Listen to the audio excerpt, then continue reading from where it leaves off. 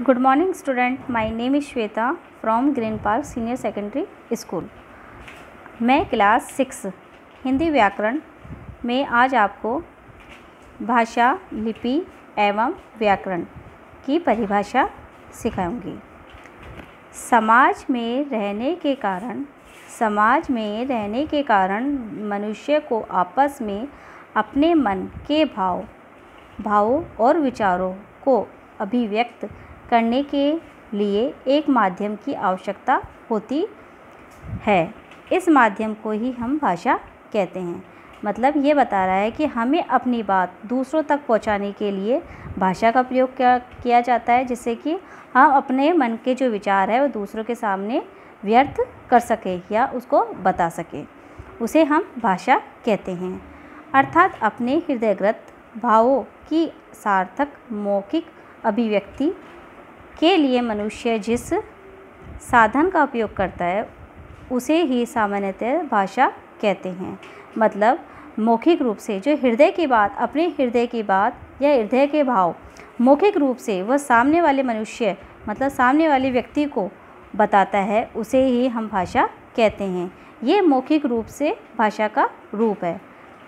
अतः हम भाव व्यक्त के सभी साधनों को सामान्य रूप से भाषा कह देते हैं। इस दृष्टि से अंगित इशारों, मुख मुद्रा, मुख विकार आदि को भी हम भाषा कहते हैं। जैसे कि पालने में लेटा हुआ बच्चा रो रहा है। वह कुछ नहीं बोल रहा, लेकिन वह इशारा कर रहा है।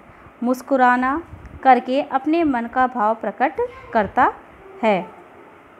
ट्रेन का गार्ड सीटी बजाकर हरी झंडी दिखाकर ट्रेन को आगे बढ़ाना तथा लाल झंडी दिखाकर रोकने का संकेत देता है। जैसे कि ट्रेन में जब गार्ड हरी झंडी दिखाता है तो ट्रेन को आगे बढ़ाने का संकेत मतलब आगे चलाने का संकेत देता है, तथा लाल झंडी दिखाकर वह रोकने का संकेत देता है। बच्चे का रोना, गार्ड की सीटी बजाना, झंडी दिखाना संकेत भाषा है। मतलब इसमें बोलने का कोई भी नहीं है, मतलब ये संकेत ही दे रहा है।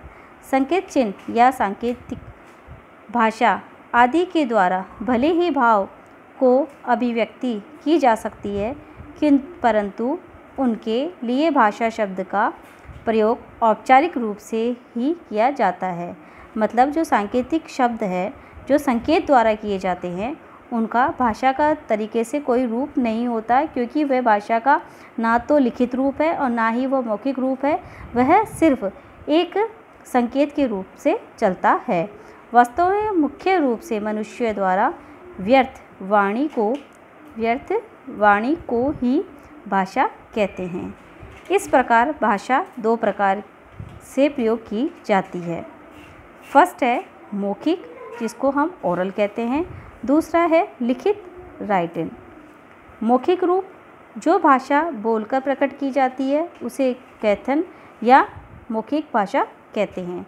मौखिक भाषा वह होती है जिसे हम बोलकर दूसरों को सामने अपनी बात बता देते हैं, जैसे कि हमने बोला और उसने सुना, बस। लिखित भाषा जो भाषा लिखकर प्रकट की जाती है उसे लिखित भाषा कहते हैं।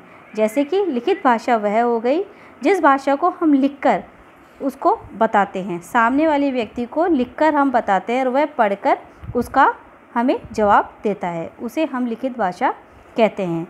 इस प्रकार आज हमने आपको भाषा की परिभाषा बताई और उसके प्रकार, वह दो प्रकार के होते हैं, और मौखिक और लिखित की भी परिभाषा बताई। आपको अपने होम टास्क में भाषा की परिभाषा लिखनी है, ये कितने प्रकार के होते हैं और इनकी भी परिभाषा लिखनी है। आगे का हम आपको नेक्स्ट वीडियो में बताएंगे। धन्यवाद।